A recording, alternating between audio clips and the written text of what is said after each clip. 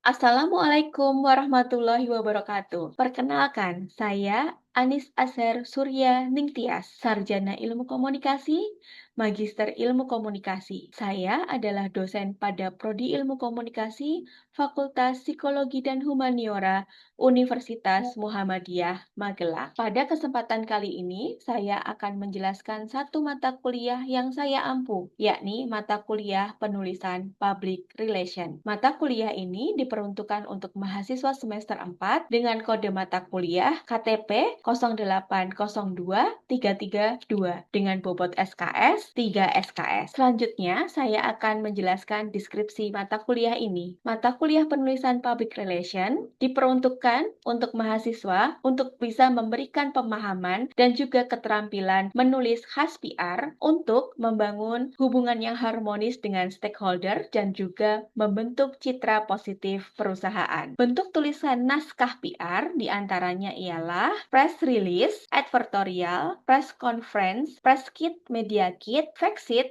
pitch, penulisan PR di internet, dan juga penulisan proposal kampanye program PR. Substansi pada mata kuliah ini diantaranya ialah pertama, menulis yang terorganisir, menulis yang persuasif, menemukan dan membuat berita, penulisan press release, memperluas alat publikasi dengan fact sheet, media adverstory, media kit, dan pitch. Penyusunan naskah pidato, alat komunikasi internal organisasi, internet dan penulisan PR, serta penulisan program kampanye PR. Selanjutnya, capaian pembelajaran lulusan. Terdapat 4 capaian pembelajaran, yakni bidang pengetahuan, sikap, keterampilan umum, dan juga keterampilan khusus. Pada bidang pengetahuan, mahasiswa diharapkan pertama, menguasai prinsip-prinsip dalam teknik berbicara, menulis, mendengar, dan juga merespon. Kedua, menguasai dasar-dasar teoritis dan praktek publikasi, jurnalistik, periklanan, penyiaran, fotografi, dan juga sinematografi. Ketiga, menguasai dasar-dasar metode penggunaan teknologi informasi dan perangkat multimedia untuk tujuan akademik dan presentasi gagasan dan pemikiran kreatif. Pada bidang sikap, mahasiswa diharapkan mampu menunjukkan sikap bertanggung jawab atas pekerjaan di bidang keahliannya secara mandiri. Pada keterampilan umum, mahasiswa diharap pertama, mampu mengkaji implementasi pengembangan atau implementasi ilmu pengetahuan teknologi yang memperhatikan dan menerapkan nilai humaniora sesuai dengan keahliannya berdasarkan kaidah, tata cara, dan etika ilmiah dalam rangka menghasilkan solusi, gagasan, desain, atau kritik seni. Kedua, mampu menggunakan aplikasi komputer dan teknologi informasi yang relevan dengan bidang keahlian untuk mendukung tugas dan juga pekerjaan. Pada keterampilan khusus, mahasiswa diharapkan pertama, mampu menyampaikan gagasan dan juga pemikiran dalam bentuk tertulis, audio, dan video, serta melakukan presentasi efektif dan menggunakan teknologi informasi digital, serta mampu mengembangkan kreativitas dengan memproduksi produk komunikasi dan karya media berbasis teks, cetak, elektronik, dan digital, serta menyelenggarakan acara. Kemudian, capaian pembelajaran mata kuliah.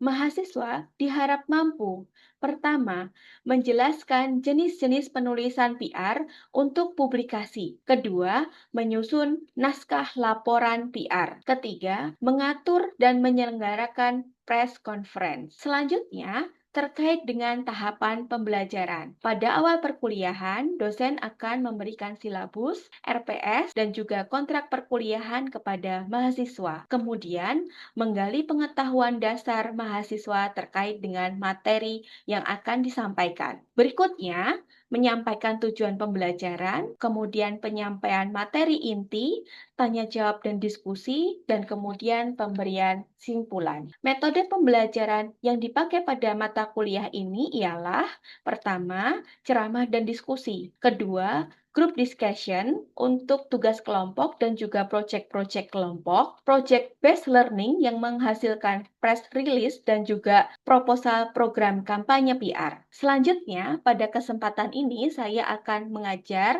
mata kuliah penulisan public relation pertemuan ke-11 dengan materi perencanaan program kampanye PR. Oke, bismillahirrahmanirrahim. Assalamualaikum warahmatullahi wabarakatuh. Waalaikumsalam warahmatullahi Waalaikumsalam wabarakatuh. warahmatullahi wabarakatuh. Selamat pagi teman-teman semuanya. Selamat pagi. Siap menerima ini ya, menerima kuliah kita ya pada pagi hari ini. Untuk presentasi nanti teman-teman bisa masuk ke Moka dan bisa presentasi lewat Moka ya teman. Di hari ini kita akan bahas tentang develop a plan ya di poin kedua dari proses penulisan kampanye PR. Ini siapa? Kalian tahu? Detektif Conan. Betul, Conan. Conan itu kalau mencari kebenaran apa aja yang dia lakukan? Ya ilustrasinya seorang detektif lah ya. Kalau mencari kebenaran itu dia apa aja sih yang dia lakukan? Diselidiki dulu, Mbak. Sebelumnya diidentifikasi dulu masalahnya. Oke, mungkin bisa ke wawancara ya. Dia bisa wawancara ke orang-orang yang penting atau yang berada di TKP, terus kemudian cari mengumpulkan dokumen-dokumen yang terkait dan lain sebagainya. Nah, begitupun seorang PR. Sebelum mereka membuat plan, sebelum mereka membuat sebuah program kampanye PR, mereka harus apa namanya mengidentifikasi sebetulnya ada permasalahan apa sih dalam organisasi atau dalam perusahaan di mana mereka bekerja atau di mana mitra atau klien mereka itu di perusahaannya klien itu ada permasalahan apa. Mereka idealnya melakukan identifikasi masalah terlebih dahulu. Diskusi kita hari ini berkaitan dengan developing a plan. Jadi bagaimana cara mengembangkan atau membangun sebuah rencana. Tapi tahap pertama yang dilakukan adalah membangun sebuah rencana itu sebetulnya ada dua tahapan. Tahapan pertama adalah gathering information dan juga analisis information. Nah, di gathering information nanti ada beberapa poin, ada 9 poin yang tahapan yang harus dilakukan, yaitu organisasi, reference, question, analysis of communication, brainstorming, focus group interview, survei, media database, dan juga demografi. Sebuah quote bahwa PR itu berusaha mengidentifikasi masalah dan peluang yang dihadapi organisasi. Dari diskusi harus dihasilkan kesepakatan mengenai sifat umum, situasi, dan penetapan awal dari tujuan kampanye. Jadi PR kalau mau merencanakan apapun, kayak gitu ya, merencanakan program PR dengan jenis apapun, dia harus bisa mengidentifikasi dulu permasalahan apa yang ada di organisasi, barulah dia bisa membangun sebuah plan, develop of plan. Nah, ini ada studi kasus, ada sebuah rumah sakit, kayak gitu, organisasi, dia mendapatkan apa namanya semacam kritik gitu ya dari konsumennya kaitan dengan pelayanannya. Dia mendapatkan review dari Google, review buruk dari Google semacam itu tentang layanan rumah sakit. Si humasnya ini beberapa kali mendapatkan komplain dari pasien dan juga calon pasien terkait dengan pelayanan rumah sakit. Kemudian dia punya program itu sebetulnya kuesioner untuk pasien. Jadi setelah pasien periksa di rumah sakit tersebut, pasien diberikan kuesioner untuk mengisi bagaimana penilaiannya terhadap pelayanan rumah sakit. Dari angket itu kemudian ketemulah bahwa ada beberapa pasien yang tidak puas terhadap pelayanan rumah sakit tersebut karena misalnya jadwal dokter yang sering tiba-tiba harusnya ada hari ini tapi kemudian nggak datang dokternya. Ternyata mengecewakan pelanggan. Nah, itu kemudian dijadikan menjadi data. Mengumpulkan informasi, PR tidak boleh langsung puas dengan penyelidikannya sepintas. PR itu harus ngapain? Harus menggali, menginvestigasi, hingga mendapatkan cerita lengkap. Jadi, dia tidak bisa menduga-duga dulu nih, apakah permasalahan yang muncul itu karena permasalahan ketidakpuasan pelanggan itu karena pelayanannya yang buruk atau karena apa. Tidak boleh hanya satu justifikasi aja. Kemudian dia menggali biar kebenarannya itu menjadi utuh. Inilah cara menggali informasi tersebut. Pakainya apa? Oh, pakai organization, reference, question, analysis of communication, curah pendapat, focus group interview, survei, survei dan media database dan juga demografi. Di sini di rumah sakit ini kemudian mereka bikin program pelatihan service excellent. Tapi pelatihan service excellent ini menjadi sebuah keputusan tidak semata-mata tiba-tiba yuk kita bikin service excellent. Karena sebelum-sebelumnya mereka belum ada bayangan untuk membuat service excellent kayak gitu. Harusnya memang ada kayak gitu service excellent tuh awal-awal supaya semua employee baik yang administrasi sampai dokter tahu bagaimana cara mentreatment, bagaimana cara mengentertain pasien dan juga keluarga pasien atau calon pasien kita, customer kita istilahnya seperti itu. Tapi karena datangnya baru setelah ada kasus, barulah mereka membuat sebuah program. Pelatihan service excellent ini kita bisa lihat bahwa dia tidak hadir secara tiba-tiba. Dia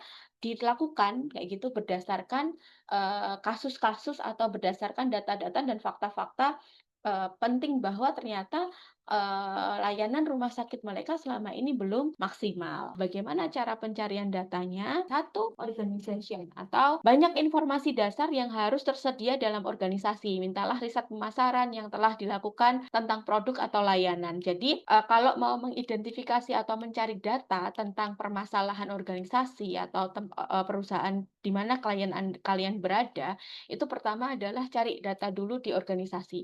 Organisasi itu pasti punya ada bukti-bukti laporan.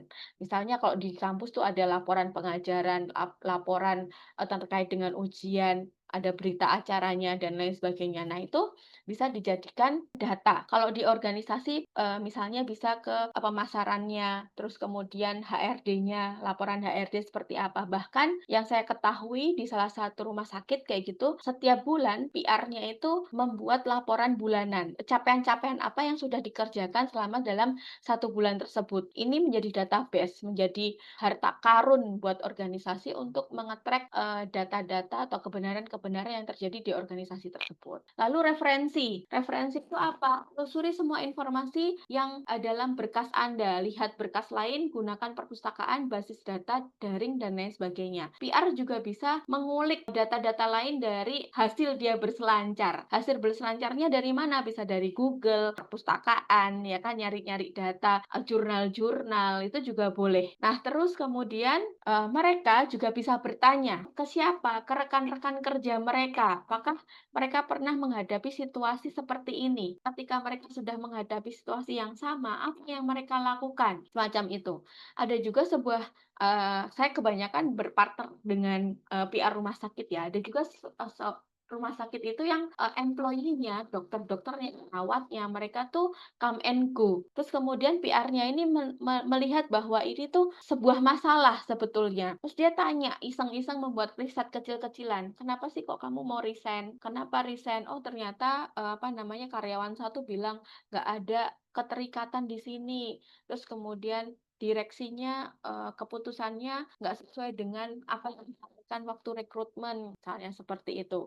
Perjanjiannya nggak sama dan lain sebagainya. Akhirnya dari hasil question ini, bertanya-tanya ini, mereka si humasnya mendapatkan sebuah fakta bahwa kenapa employee-nya di rumah sakit tersebut come and go, keluar pergi, banyak yang resign kayak gitu, karena ternyata masalahnya ada di bagian ini nih, kebijakan yang seperti ini misalnya. Nah, ini yang kemudian menjadi jalur atau cara mencari fakta yang ketiga. Nah, selanjutnya ada analysis of communication. Bagaimana kemudian PR ini laporan lapangan dari perwakilan organisasi, pertanyaan pada hotline, dan keseluruhan keluhan konsumen harus diperiksa dan dipelajari. PR ini melihat kebenaran juga menganalisis jalur atau pola komunikasi dalam organisasi tersebut. Bagaimana komunikasi antar divisi atau bagaimana komunikasi di dalam divisi itu sendiri, sama enggak? Terus kemudian bagaimana komunikasi ke atas dan ke bawah hierarkinya, dari manajerial ke employee, atau bagaimana komunikasi employee ke manajerial, bagaimana antar manajerial itu berkomunikasi. Jadi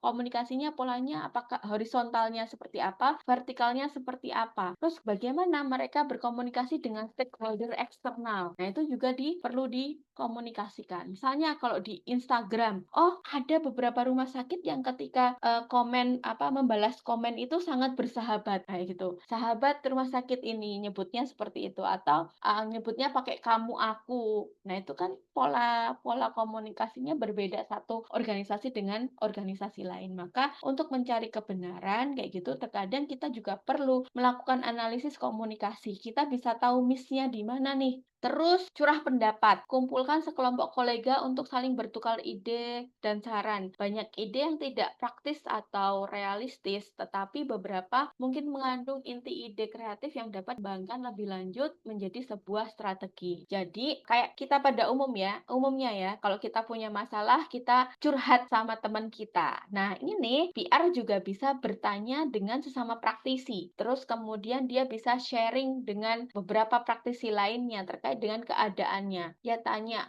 pernah Kak menghadapi ini dan bagaimana cara menghadapinya? Seperti itu diperbolehkan sekali. Karena terkadang ide-ide itu bisa jadi datang dari percakapan-percakapan interpersonal atau relasi dari CPR-nya ini. Selanjutnya ada focus group interview. Ini mengumpulkan beberapa orang untuk ditanya, dikasih pertanyaan terus jawabnya dari bareng-bareng satu-satu dari berbagai sudut pandang atau POV. Nah, ini memang tidak menghasilkan data kuantitatif, tapi dia bisa menunjukkan perlunya penelitian terperinci dalam satu area, dalam suatu permasalahan. Misalkan dalam hasil focus group discussion itu atau interview itu menghasilkan bahwa sepakat bahwa ternyata yang bermasalah itu divisi A. Oh iya benar, gini. Oh, maka yang perlu diubah atau dibikin programnya ada divisi A. Terus selanjutnya survei. Dalam banyak situasi Anda perlu melakukan survei untuk memastikan sikap dan persepsi audiens target. Nah, ini yang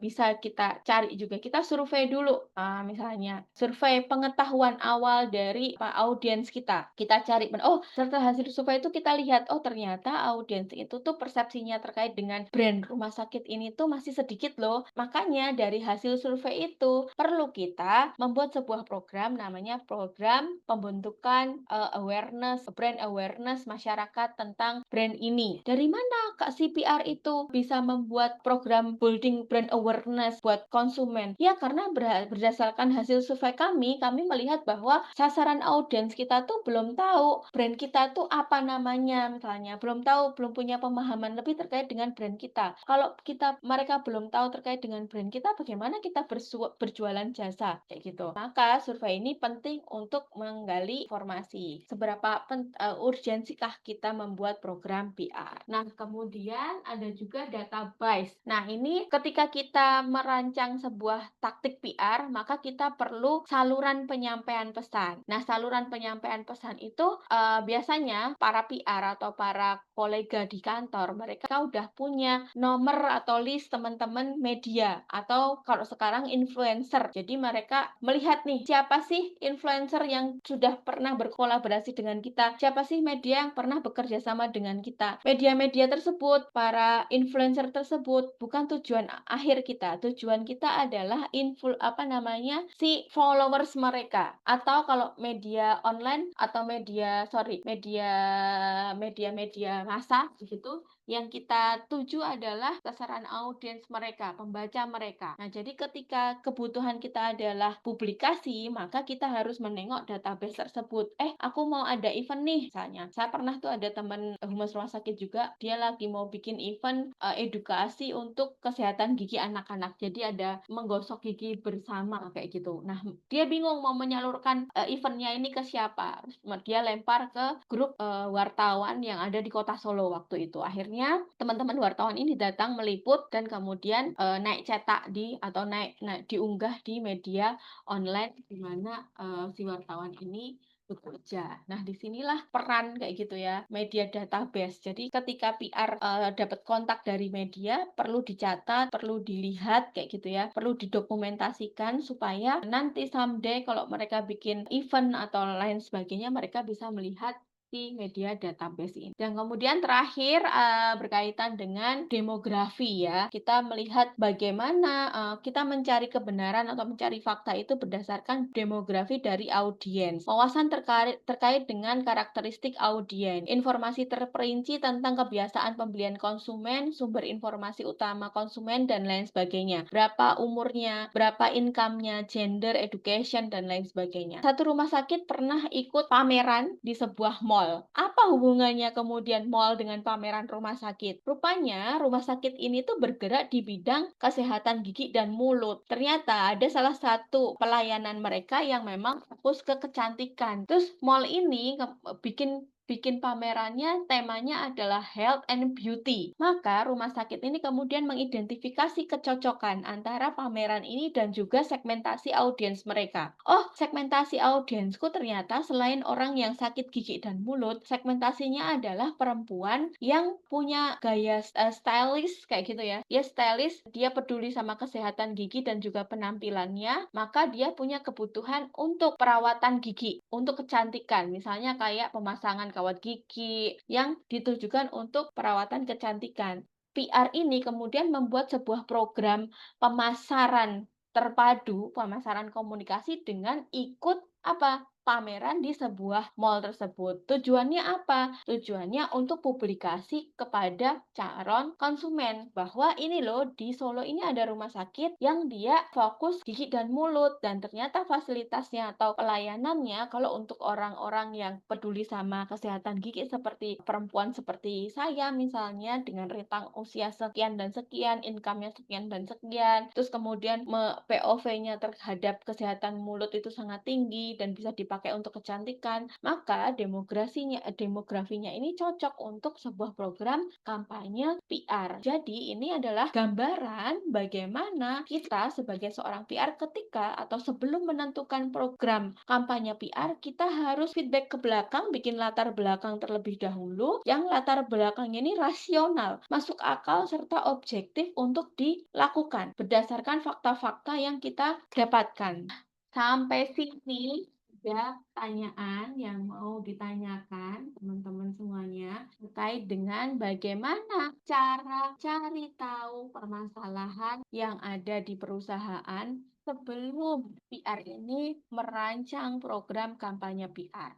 Ada pertanyaan?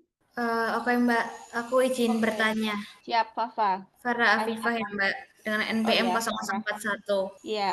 Tadi kan juga udah dijelasin bagaimana caranya untuk iniin taktik dan lain-lain sebagainya untuk permasalahan PR-nya.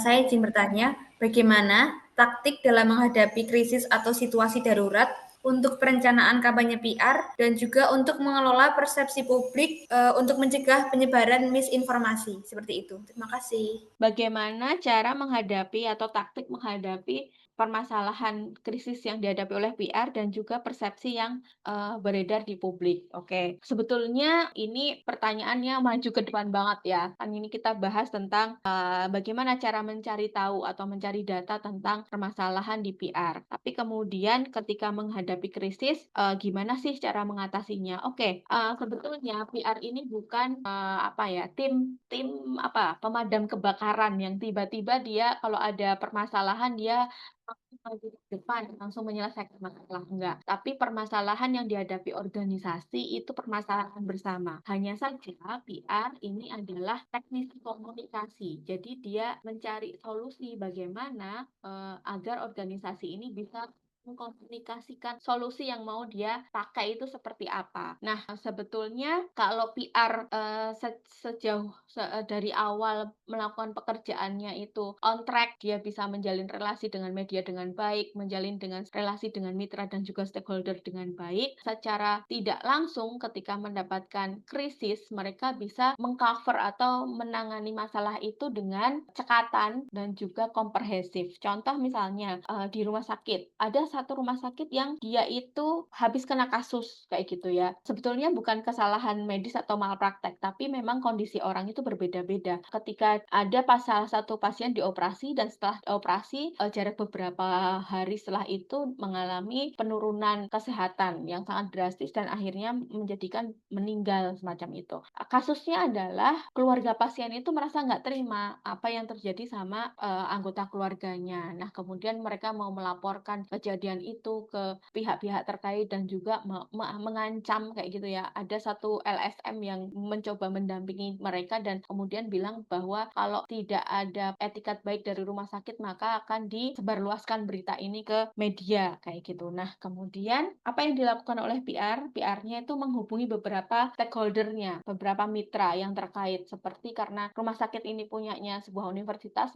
dan universitas ini punya fakultas hukum dan juga lembaga bantuan hukum, maka PR-nya menghubungi lembaga bantuan hukum itu. Kalau ada kasus seperti ini apa yang harus dilakukan? Nah, ini sama kayak ini ya, mencari kebenaran ini kan ya. Mereka melakukan curah pendapat, datang ke kolega, bertanya apa yang harus dilakukan semacam itu. Terus kemudian lembaga bantuan hukumnya merespon kayak gitu. Oh, yang dilakukan adalah gini gini gini. Nanti pertemuan aja keluarga dan kami siap membantu. Kalau secara hukum ini tidak menyalahi aturan. Kemudian dia datang ke teman-teman media mencoba bertanya kalau sampai nanti ada berita yang negatif terkait dengan rumah sakitnya ini seperti apa yang harus dilakukan. Nah, teman-teman media ini bilang nggak apa-apa, dihadapi aja. Kalau memang bukan sebuah malpraktek, diceritakan kronologinya seperti apa. Itu tidak mengurangi citra menurut mereka. Akhirnya dengan berbekal itu, PR-nya langsung sharing ke organisasi, baiknya ini ada pertemuan dengan keluarga begini-begini, dia men-setting siapa aja yang harus ngomong, yang berhak ngomong, berkewajiban ngomong itu siapa aja, oh dokter, oh perawat, oh ini, permintaan maafnya sama siapa, dan lain sebagainya. Begitu. Jadi akhirnya permasalahan ini tidak dibawa ke ranah hukum dan tidak sampai ke media massa karena PR-nya sudah melakukan penggalian data kebenaran kayak gitu ya. Untuk kan si krisis ini menghadapi krisis ini tuh dianggap sebagai program PR. Kemudian ketika dia datang ke LBH, lembaga bantuan hukum, dia datang ke teman-teman media, terus kemudian dia menghimpun data apa yang harus dilakukan oleh organisasinya, itu adalah salah satu cara dia mencari kebenaran. Akhirnya lahirlah si program PR ini, penanganan kasus terkait dengan kasus eee, komplain dari konsumen, semacam itu. Terus kalau ada bagaimana cara menangani persepsi, eee, apa, persepsi buruk kayak gitu ya di media itu seperti apa? Eee Sebetulnya tidak harus langsung di-counter kayak gitu ya. Nah, akhirnya caranya dengan ya tentu saja saat ini kampanye di media digital, menggunakan influencer dan lain sebagainya untuk, persepsi pembanding. Kalau ada berita seperti ini beredarnya, maka kita counter-nya dengan apa. Nah, tapi perlu diingat counter-nya ini ya harus on track sesuai dengan apa yang dilakukan oleh organisasi. Nggak boleh kemudian, dia melakukan khayalan-khayalan istilahnya ya, yang nggak dilakukan oleh organisasi atau, perusahaan atau kliennya itu, terus diklaim mereka telah seperti ini seperti ini. Jadi kalau misalkan ada persepsi, istilahnya ada persepsi buruk atau berita buruk atau ya kabar buruk di media, kita bisa counter. Counter-nya dengan, perbuatan-perbuatan baik yang sudah kita lakukan itu perlu dipublikasikan. Gitu kira-kira, Fafa. Gitu, jadi Oke, terima kesimpulannya kasih, Mbak. oh iya, sama-sama. Jadi kesimpulannya kalau seorang PR mau membuat, program PR dan menulisnya dalam sebuah proposal, hal pertama yang harus dilakukan adalah mencari data kebenaran. Nah, caranya adalah dengan 9 poin ini. Bisa dengan organization, reference, question, analysis of communication, brainstorming, focus group interview, survei, media database, dan juga demografi. Oke, sampai sini pertemuan kita pada hari ini. Semoga yang sedikit dari saya bisa bermanfaat buat teman-teman semuanya. Jangan lupa untuk AAS, kita inline dengan mata kuliah Government and Public Affairs. Tugasnya udah saya berikan di Moka untuk teman-teman menggali permasalahan apa yang sebuah organisasi atau mitra yang kemarin kelompoknya sudah kita bagi di mata kuliah Government and Public Affairs. Itu dari saya, terima kasih atensinya. Terima kasih, saya tutup. Assalamualaikum warahmatullahi wabarakatuh. Waalaikumsalam warahmatullahi wabarakatuh. Terima kasih, Terima Mbak. kasih. Iya, sama-sama.